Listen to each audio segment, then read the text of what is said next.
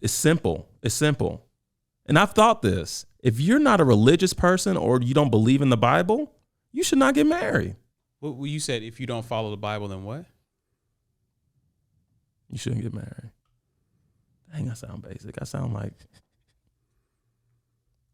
So only Christians get married?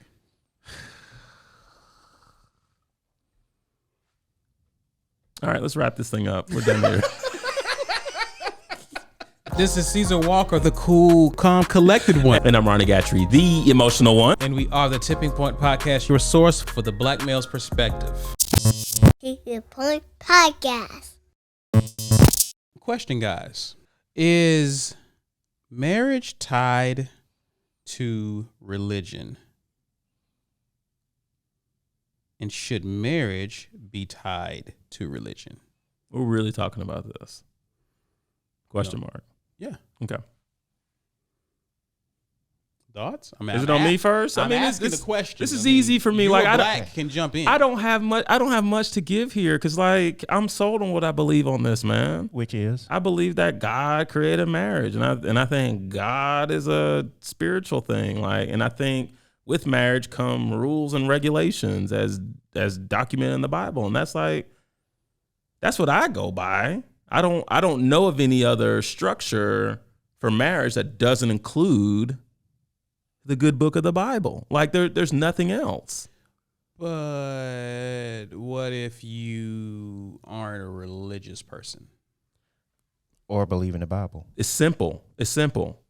And I've thought this. If you're not a religious person or you don't believe in the Bible, you should not get married. I was saying it's like, what if they follow the Quran or a different religion? I can't speak on all that. Well, you said if you don't follow the Bible, then what? You shouldn't get married. Dang, I sound basic. I sound like... So only Christians get married?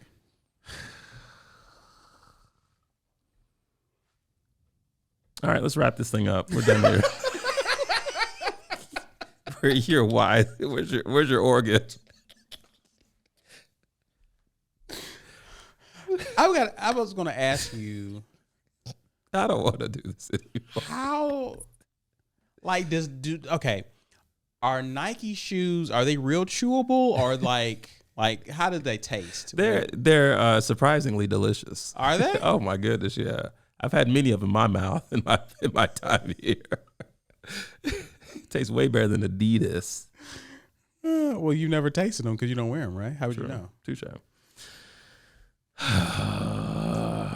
Right, No. Let me get myself back somewhere. Because hopefully I can't dig this From ditch the any deep. Stick my head up out of the dirt. Come on for air, literally. Keep digging your grave. I am part of the problem. I'm part of the problems. I'm part of the problem in society. Me. You know, this is why people hate Christians. I know. Stuff like this. It's me. And how do you go to church? Wow. We speak English. Wow.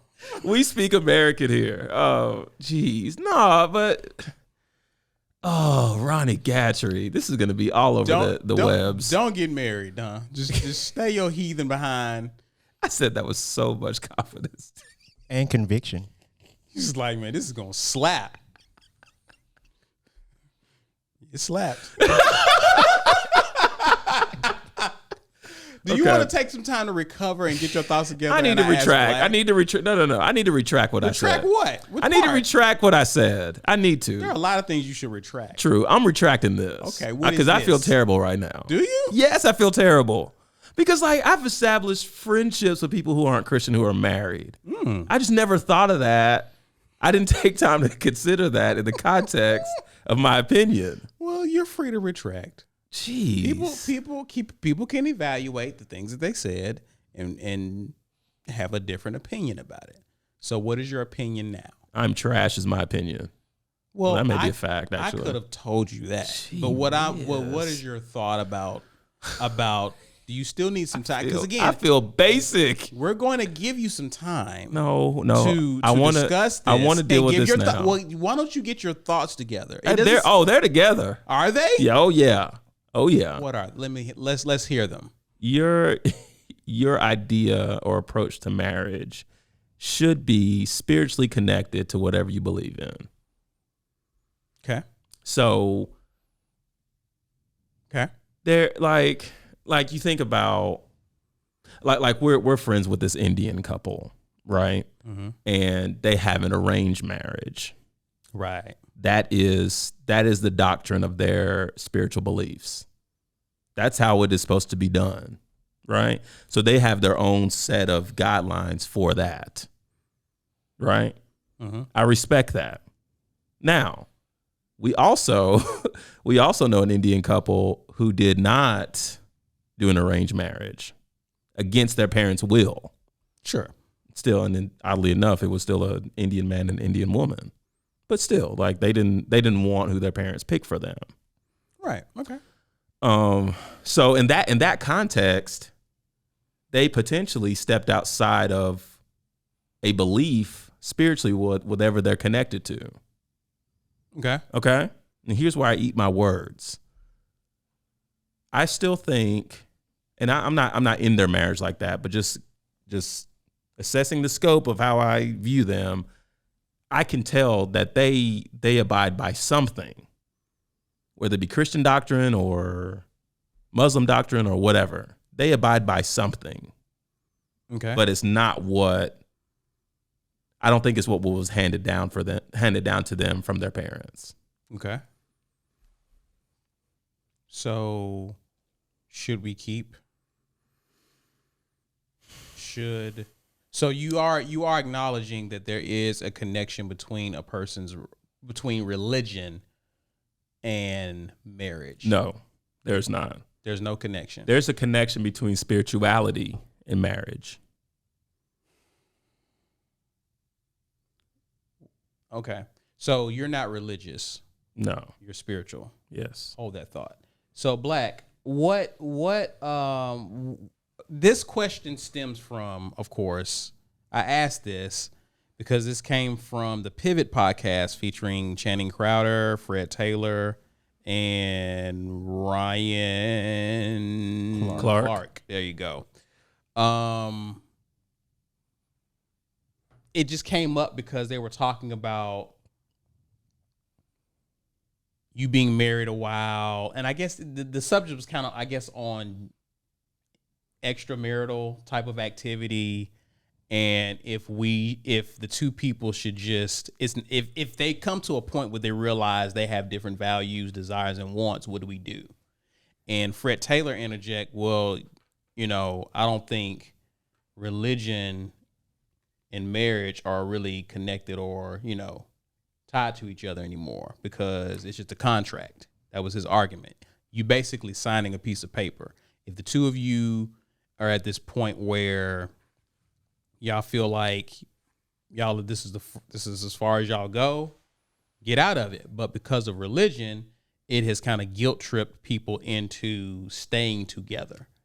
And that's why his argument was keeping it separate. Right? What are your thoughts on that, Black? I think what he said is valid. I think historically, I don't think marriage was always tied to religion. I think it's more like you have two families that wanted to build their wealth, and maybe if my son marries this person's daughter who maybe has a bunch of cows or something, or they have a business, whatever. Sure. Their marriage is for building family wealth. It has nothing to do with religion. That's how I felt it was historically. But then as society grew and you got religion started spreading across the world,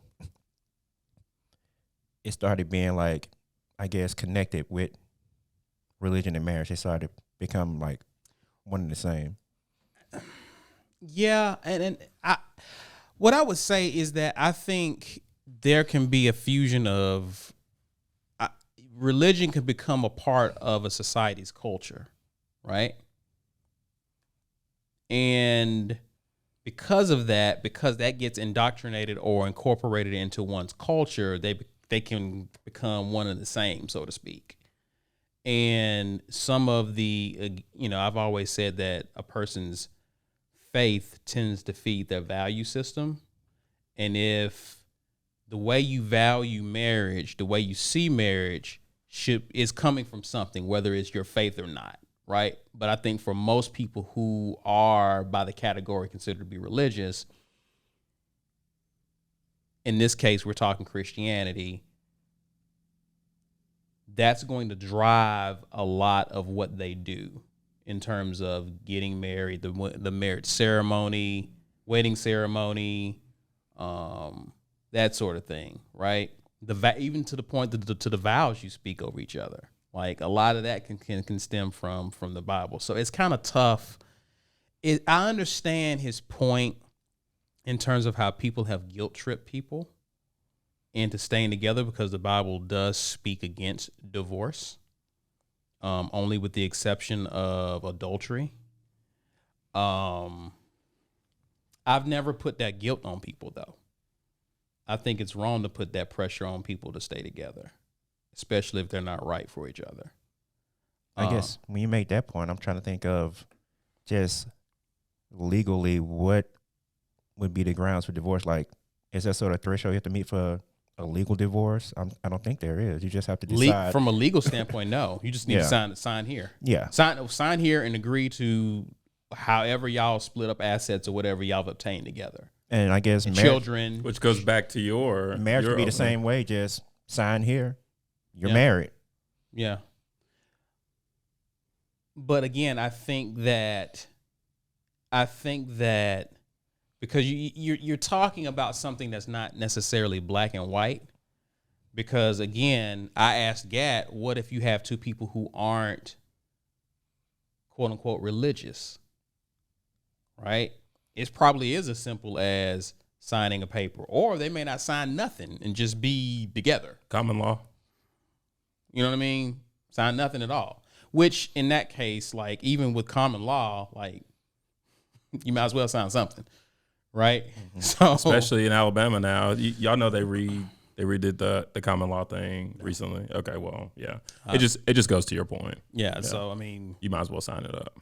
You know what I mean? So it's to his point. I want to stick to his point.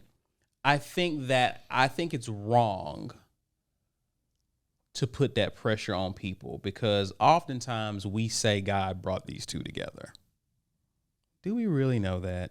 You know what I mean? Do we really know? We assume it, especially if there's a ceremony in a church. No, maybe a baby brought them together. Man, who? A baby. Lust. Well. You know what I mean? Like,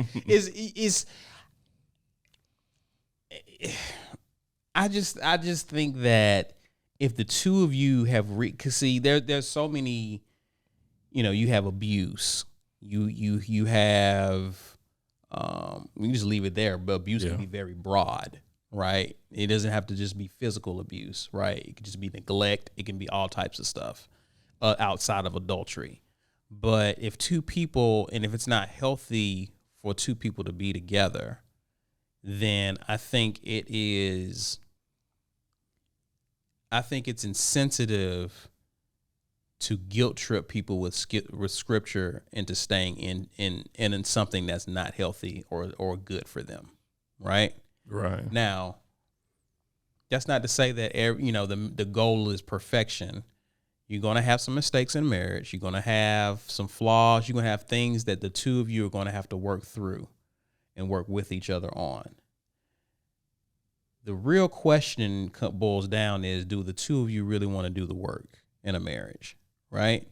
And as long as the two of you are willing, then I think it's incumbent upon whatever religious entity, church family, pastor, mentors, you know what I mean, counselors, whatever, to be invested in supporting those two as long as they're really willing to do the work.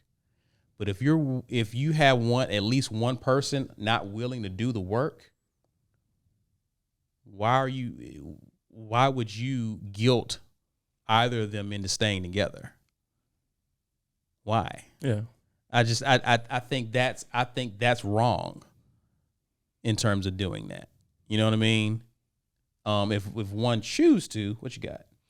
I was just thinking when we were talking, have there ever been a case in your experience where the church has supported a divorce or pushed for someone to be divorced? Yeah. Okay. Yeah.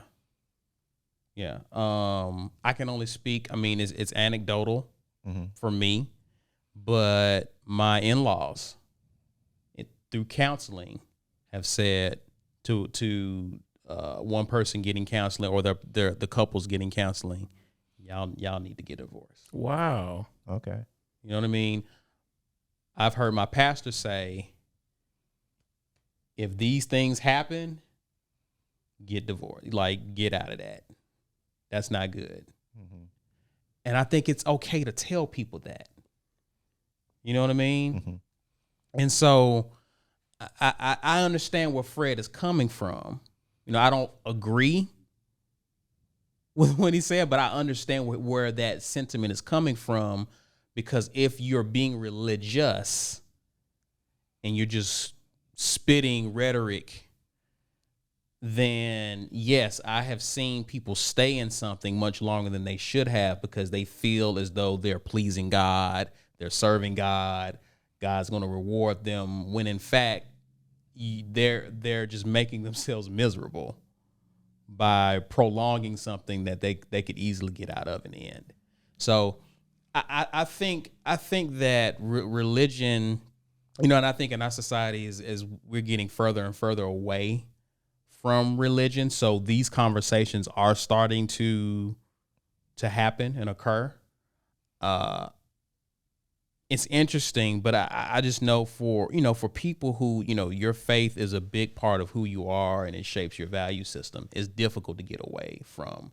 And when I say religion, for me, I don't mind the label. It's whatever, because I can tell you all day I'm not religious, but I start talking about my faith, you're going to walk and be like, yeah, that's a religious cat right there. You know what I'm saying? You're going to put me in the box regardless. So whatever. You know what I mean?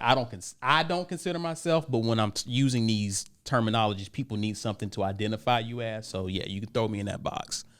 But I think that in our society, we have, religion it's a part of our culture. It's a part of our culture. When something happens to you, people say, what? I need you to blank for me. Pray for me. Right?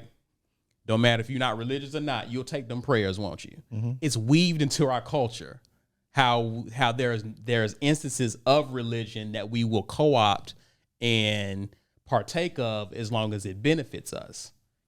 So to say it's not a part, you know what I mean? Like, it's a part of our culture. So to say that it's not a part of marriage, I don't know how true that is, depending on who you are. But for the average person who grew up in the church, the average person who grew up in this society, in this culture, there's instances of religion in your everyday life that we do and we don't even think about. So it's an interesting conversation. Viewpoint Podcast.